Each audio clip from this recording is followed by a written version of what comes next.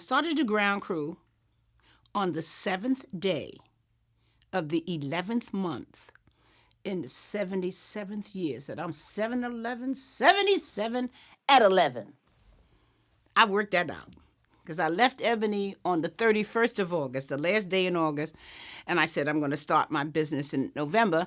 And the reason why I wanted to start in November because John Johnson had started his business in November, and he was one of my mentors. So, John Johnson can start a business, I can start a business, and I had saved a certain amount of money. To get your first client, that's not easy.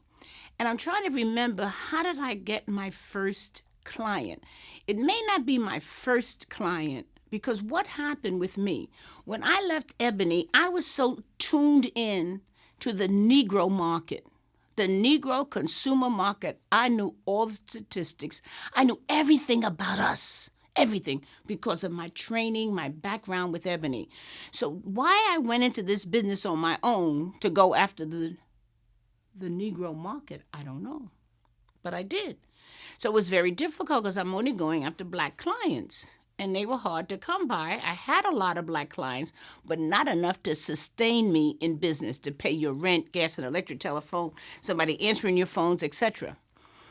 So at that time, there was an organization called AWED, American Women's Economic Development Corporation. And Evelyn Cunningham, her name comes up again, Evelyn Cunningham was on the board, or she knew somebody, and they didn't have any black women entrepreneurs. Women, this is just for women. They didn't have any black entrepreneurs, and the government was going to take their money away from them. So Evelyn found me, and she said, you have to go to this class to learn how to mind your own business. That was the course. Mind your own business. Is that fabulous? So that's 1978. I'm just starting my business November. So 1970, I go to take this class, and it's a 9 weeks. And so, I don't know, into the third or fourth week, we get this man in there from a paint store. I think it was Jacoby, Paragon, some big paint store. And we were about 6 or 7 women in the class, maybe more, not many. It was small classes.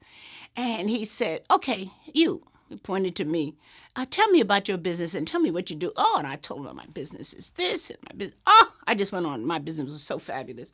So he said, are you making any money? I said, no. When people tell me how fabulous their business is, I know they're not making any money. I know it. It just, So he said, you make? I said, no. So he said, but let me ask you something. Listen, you won't believe this. I'm almost a year in business. He said, listen, guess what? White people give fashion shows. Bingo! It never occurred to me to go after white business. I was narrow-minded going after the black business. Wow. I haven't looked back since. So then, I found that out. Can you imagine? So wasn't I stayed in business that long, right? So then, I sent out 100 letters, very well-written letter. I licked the stamps. You had to lick stamps in those days. I licked the envelopes. You had to lick envelopes, and I signed everyone. I sent out 100 letters to the fashion calendar, and I knew about the fashion calendar because I got it at Ebony. So I sent out 100 letters to different potential clients from the fashion calendar, and I got 3 phone calls. Well, I'm crushed. 100 letters and 3 phone calls and 1 job. 1 job.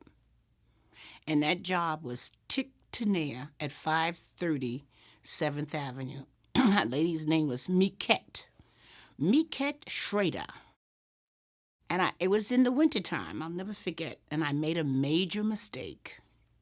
I want to go see this client. I am dripping in a lunar rain mink coat, diamond hoop earrings, a huge ring on my finger. I didn't put it on today. Huge emerald diamond ring. And this woman is looking at me. Well, why do you need a job? Look at you. I don't need to hire you. You got all. Meanwhile, she's looking good too. So you know what that taught me? Girl, wear a cloth coat. Take off all those diamonds. Honey, put on. Wear anything. Just don't outdo your client. I got that job. So the lady hired me. Then I had to write a letter and have the lady sign it, saying how fabulous we were. Then I sent that letter out to everybody. And then I got more jobs and more jobs. It took a while, though. But can you imagine? Don't ever try to outdo the client, girl. I was dripping. I had a Lunar Rain, Oscar de la Renta, Lunar Rain mink coat, top of the line. Well, you know, I'm used to top of the line from Ebony. That's all we bought was top of the line. So, you know, you learn so many lessons being in business.